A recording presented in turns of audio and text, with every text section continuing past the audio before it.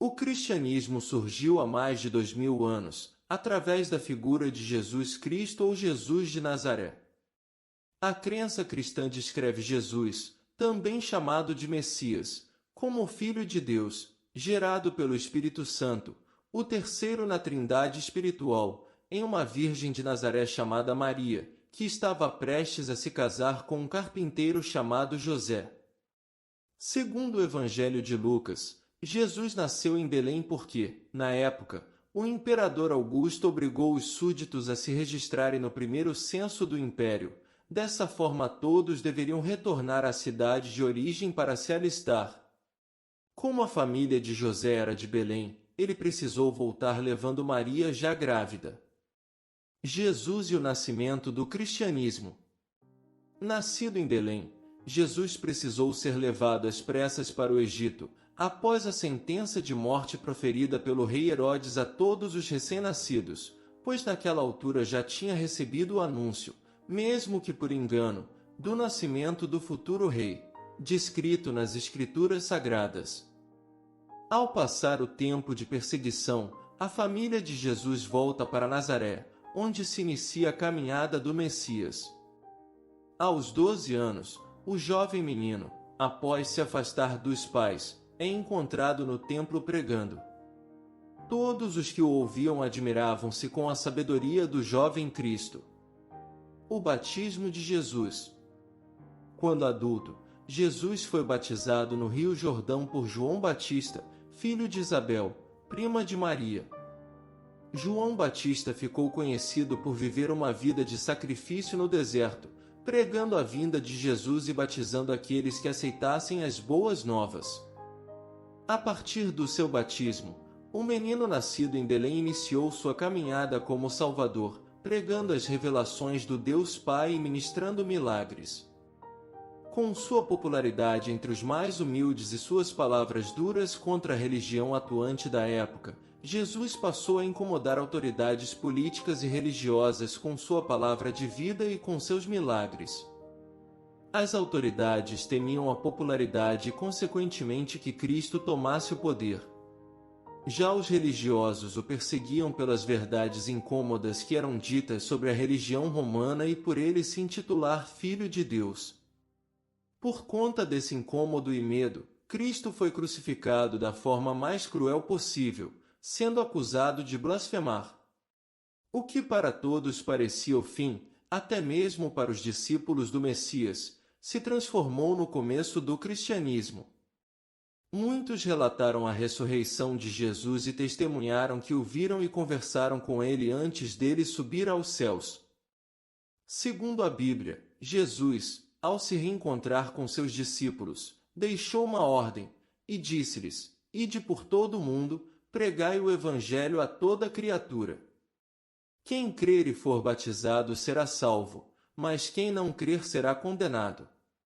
Marcos capítulo 16 capítulos 15 e 16. Após essa ordem, os discípulos de Jesus seguiram a missão dada, independente de perseguições ou dificuldades. Assim surge o cristianismo, baseado nos ensinamentos de Jesus Cristo. Estrutura do cristianismo.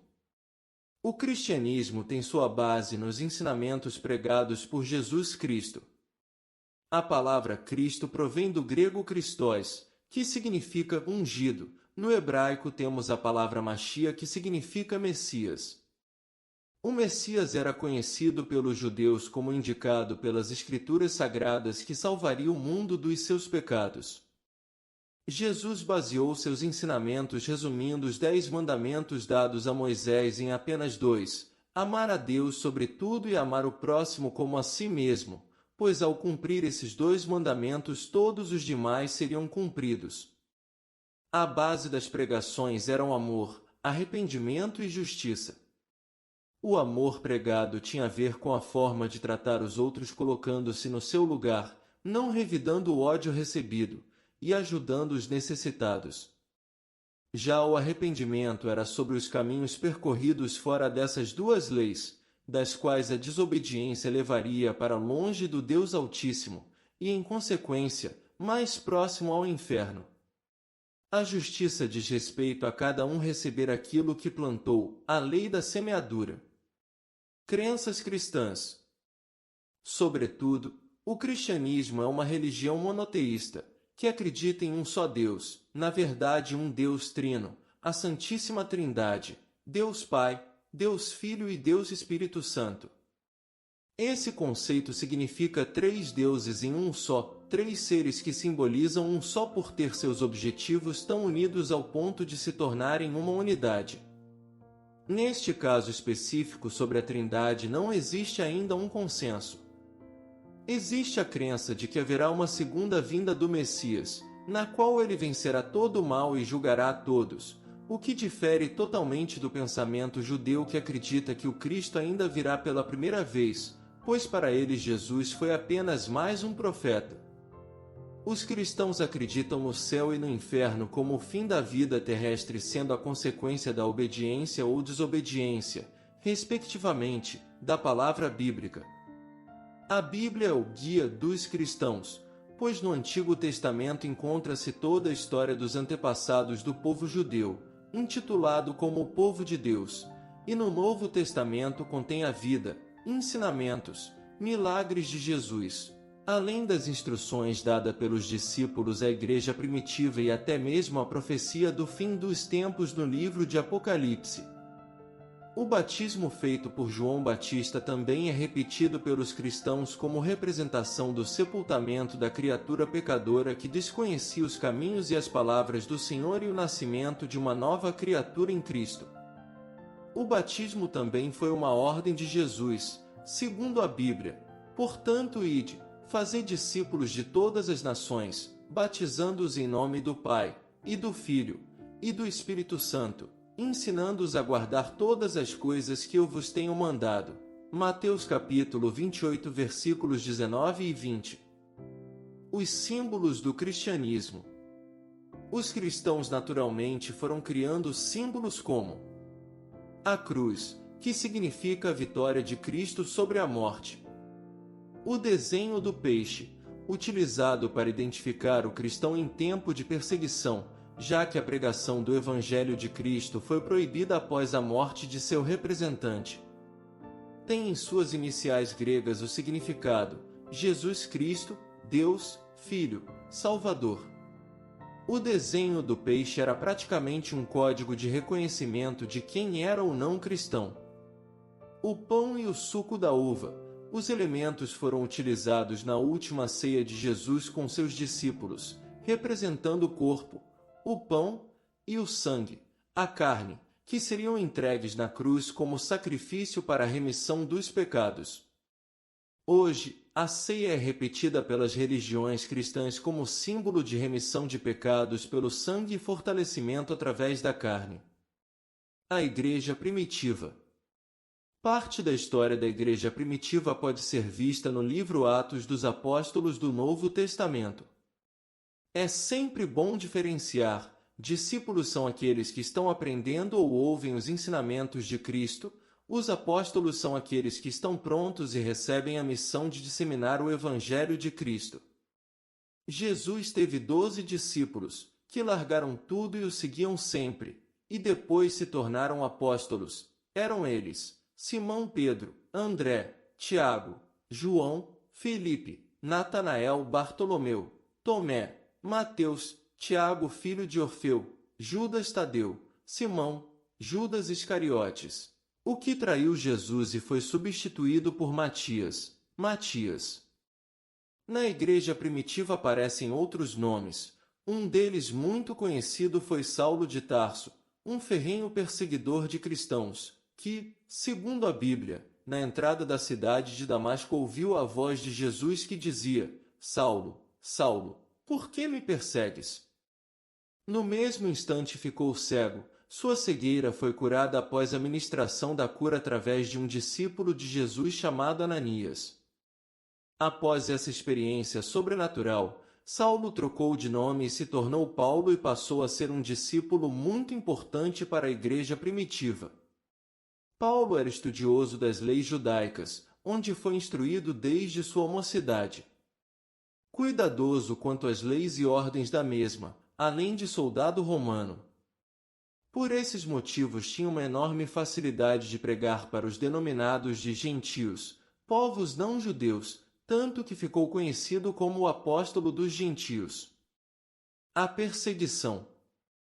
Devido ao grande crescimento da igreja primitiva, baseada nos ensinamentos de Cristo, onde exaltava Jesus como único rei sobre todos, fez com que o cristianismo se tornasse uma ameaça ao poder do Império Romano.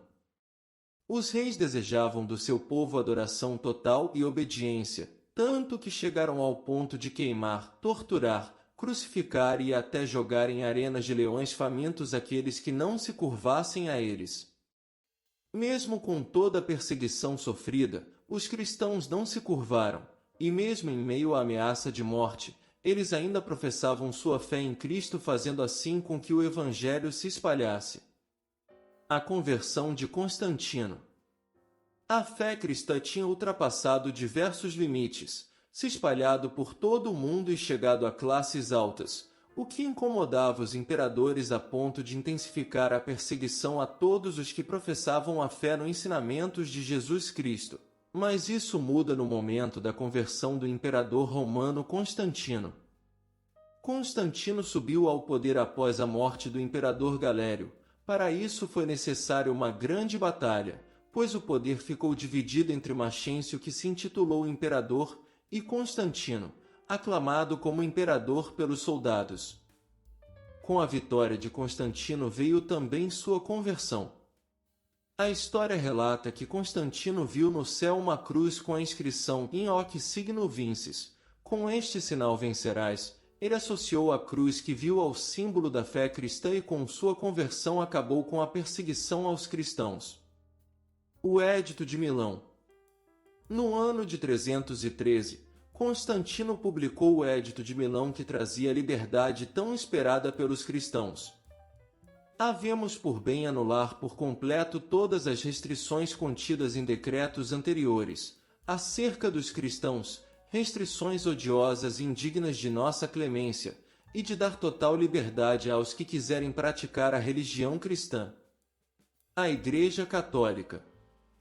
Com a institucionalização da fé cristã, por Constantino, surge a Igreja Católica Romana, e seu crescimento foi muito grande a ponto de ser, em diversos países da Europa, a única religião aceita.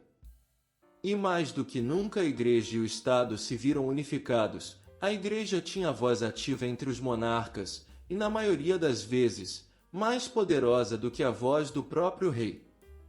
A Igreja Católica se tornou uma instituição que ditava as regras morais, éticas e costumeiras de todo um país e chegou ao seu ápice de poder quando passou de perseguida a perseguidora com as Inquisições, perseguição àqueles que iam contra as doutrinas católicas, os conhecidos como hereges. E com toda essa mudança no seio da que era a maior representante do cristianismo no mundo, surgiram algumas ramificações lideradas por aqueles que discordam da postura da Igreja Romana. Cristianismo hoje. Hoje, encontra-se além do catolicismo, como a raiz da Igreja primitiva, a Igreja Ortodoxa, as protestantes e as pentecostais e neopentecostais. Apesar de que em tempos recentes diluíram-se, em grande medida, as diferenças entre as igrejas pentecostais e neopentecostais. Dessa forma, conseguimos encontrar claramente as diversas divisões do cristianismo no mundo.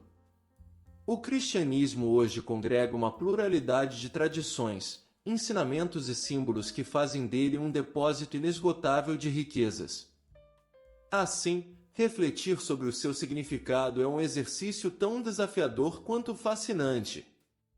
São 2000 anos de história, que faz o cristianismo chegar aos dias de hoje, com seus 2,2 bilhões de seguidores, como uma das religiões com mais seguidores no mundo.